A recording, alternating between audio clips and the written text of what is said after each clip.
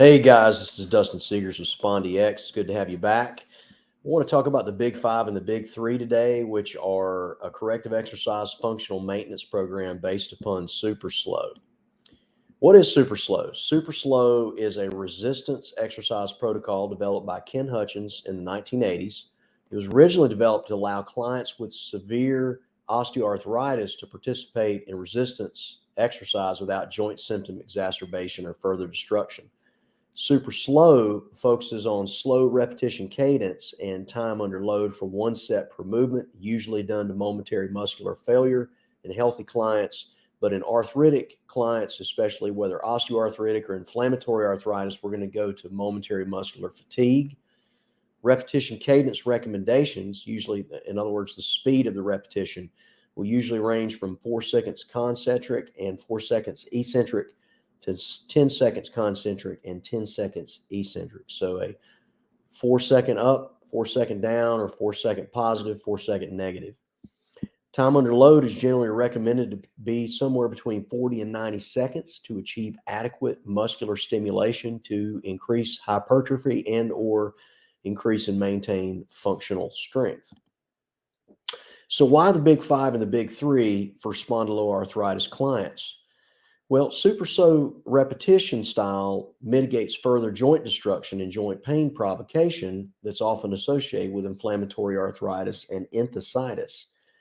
The Big Five and the Big Three emphasize achieving a muscular stimulation time or a time under load of somewhere between 40 and 90 seconds, which will maximize muscular stimulation with less chance of an exercise induced flare.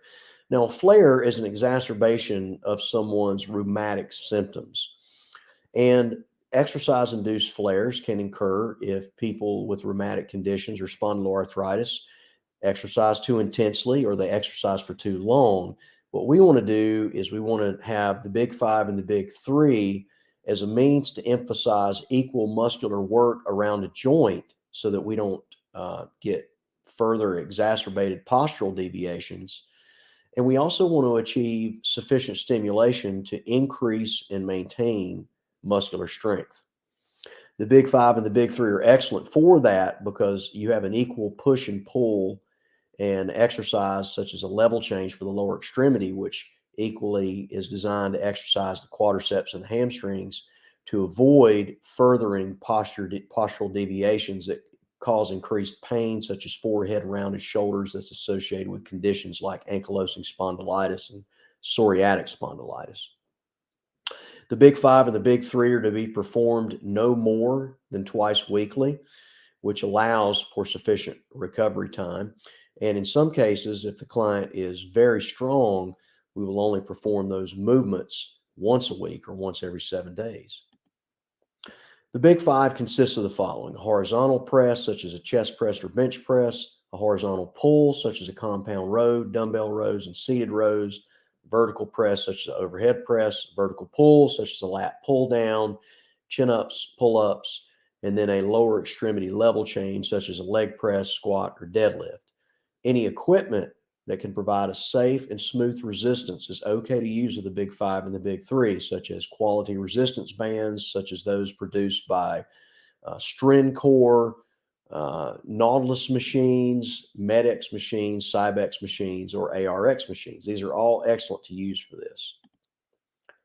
The Big Three is just a stripped down version of the Big Five with all vertical upper body motions removed from the program because some people will not be able to tolerate that, especially those that have moderate to severe ankylosing spondylitis or psoriatic spondylitis. The severe forward head rounded shoulders creates a lot of pain in the spine, a lot of stress through the neck, and an overhead press or overhead vertical movements, especially an overhead pressing motion, vertical pressing motion can cause an exacerbation of that forward head rounded shoulders, and we don't want to do that. However, even with the Big Three, a push, a pull, and then a level change, the entire musculature of the body is still sufficiently stimulated to promote muscular hypertrophy and or functional strength gains and maintenance. So the first exercise we're going to look at here is the horizontal press or the chest press. And you see that I gently begin the repetition, the first repetition, by the weights coming off very slowly there. And I'm palming these grips. I'm not getting a death grip on this. I also am not completely straightening the arms out at the top. I'm not locking the elbows out to avoid undue joint reaction forces or stress on the joints.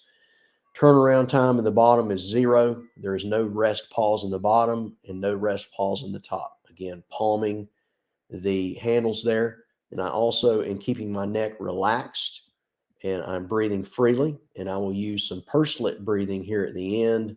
That helps keep the blood pressure down and also allows for increased oxygenation of the blood. So that's the chest press. The next exercise that we're going to focus on is a horizontal pull or compound row. And we're going to continue. We're doing a 5-5 repetition scheme in a super slow fashion, 5 seconds concentric, 5 seconds eccentric. And notice that as we do this motion there, as I pull back here, my shoulders are down. I don't have excessive scapular elevation. I'm actually trying to get some scapular depression and some scapular retraction to focus on those muscles in the back, posteriorly in the trunk, to offset the forehead, rounded shoulders. I don't let my elbows lock all the way out. I'm breathing freely here. And as I do this motion, notice the scapular retraction. As I do this motion, I don't let my shoulders come too far forward. I don't allow too much scapular protraction. And again, 5-5 repetition scheme, freely breathing, and then we'll go to the next movement. Vertical press. This is our first overhead press motion. We're still following a 5-5 super slow scheme. There's no rest pause either at the top or at the bottom. Notice that I'm palming the grips to avoid any undue stress in my hands. If I have enthesitis in my hands, such as with psoriatic arthritis, it can be very, very painful. Again, time under load is 40 to 90 seconds with all of these exercises, including the level change with the legs. I'm not locking my elbows out here, trying to reduce as much stress off the joints and offload the stress onto the musculature that I possibly can. Again, if we're talking about a big 3, you will not be doing this movement. We want to avoid exacerbating subacromial impingement secondary to too much forehead, rounded shoulders, and or we want to avoid exacerbating spinal pain and problems due to excessive forehead, rounded shoulders. Next exercise is going to be our last upper body exercise. It's our vertical pull or our lat pull down. Same repetition scheme, 5-5 in super slow fashion. There's no lockout of the elbows in range at the top position. And you will notice free pursed lip breathing. And note also this initial repetition, the extensive trunk flexion. That is on purpose. That's intentional. Again, extensive trunk flexion. We do that because the anterior core of spondyloarthritis patients, per the research, is known to be notoriously weak. And so we're going to get a little bit of a so-called ab crunch down there at the bottom of the repetition.